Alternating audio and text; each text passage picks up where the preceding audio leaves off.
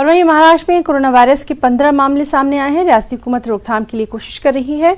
Corona virus के बढ़ते खतरात के पेश नज़र मार्केट में कालाबाजारी भी देखी जा रही है। बाजार में अब नकली सैनिटाइजर पहुंच गए हैं। ऐसा ही एक मामला मुंबई के अकोला में देखने में आया। संस्कार आयुर्वेदिक नाम की एक कंपनी बगैर इजाज़त के सैनिटाइजर बना रही थी। इसकी इत्तला मिलते ही महकमा फूड एंड ड्रग्स ने छापे मारकर इस पर कार्रवाई की। नकली सैनिटाइजर का सैंपल जांच के लिए भेज दिया गया।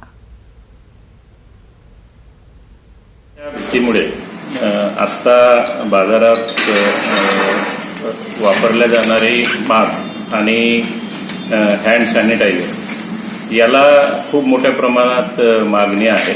अशीच माहिती आम्हाला प्राप्त झाली होती आणि त्या माहितीच्या आधारे ती माहिती अशी होती की वाकोला येथे संस्कार आयुर्वेद नावाची एक कंपनी आहे आणि ती संस्कार आयुर्वेद काही सॅनिटायझर्स हे बिना लायसन्स मॅन्युफॅक्चर करत आहे अशी माहिती मिळाली आणि त्याच्या आधारे आमचे ड्रग इन्स्पेक्टर्स यांनी संस्कार आयुर्वेद वाकोला सांताक्रूज ईस्ट इथे आज धाड घातली आणि तिथं असं निदर्शनास आलं की त्या ठिकाणी कोणत्याही प्रकारचा परवाना नसताना किंवा कोणत्याही प्रकारची जी उत्पादनाची सोय असते ते प्रशासनाकडून मान्यता नसताना सुद्धा तिथं हँड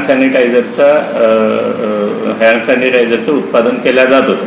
त्याबाबत औषध निरीक्षकांनी नमुने विश्लेषणार्थ घेतलेले आहेत आणि त्याचे नमुने सुद्धा घेऊन विश्लेषणार्थ पाठविण्यात आलेले आहेत।